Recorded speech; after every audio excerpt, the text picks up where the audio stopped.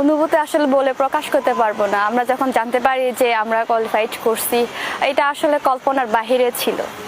আমরা বহু বছর পরে এত কষ্ট করে এশিয়ান কাপের মূল পর্যায়ে জায়গা করে নিয়েছি, এটা আমাদের জন্য একটা বড় অর্জন। সর্বপ্রথম আমি মাকে কল দিয়েছি, মা এবং আমার পরিবার সবাইকে।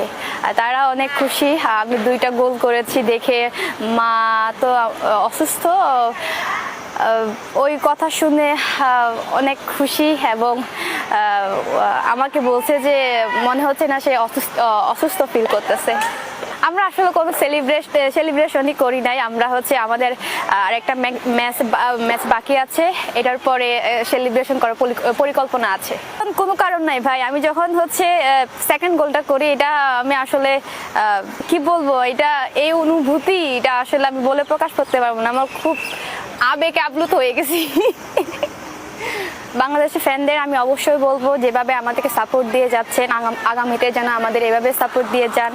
ইনশাল্লাহ আপনাদের সাপোর্টে আমরা আরো ভালো রেজাল্ট এবং ভালো একটা জায়গায় বাংলাদেশকে এগিয়ে নিয়ে যেতে পারবো। আমার তো আমার টার্গেট ছিল, আমরা যেহেতু দুবার হচ্ছে সাব চ্যাম্পিয়ন, আর এখন আবার কোয়ালিফাই করলাম।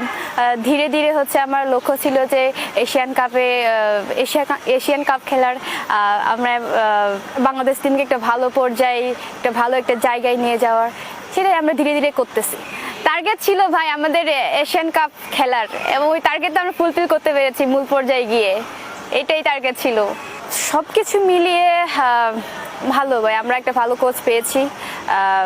উনি সবসময় আমাদের ভালোই চান, আর কি বলবো। আর উনি যে প্রশংসা করছেন, এটা আমি জানি না আমি কতটুকু প্রাপ্য।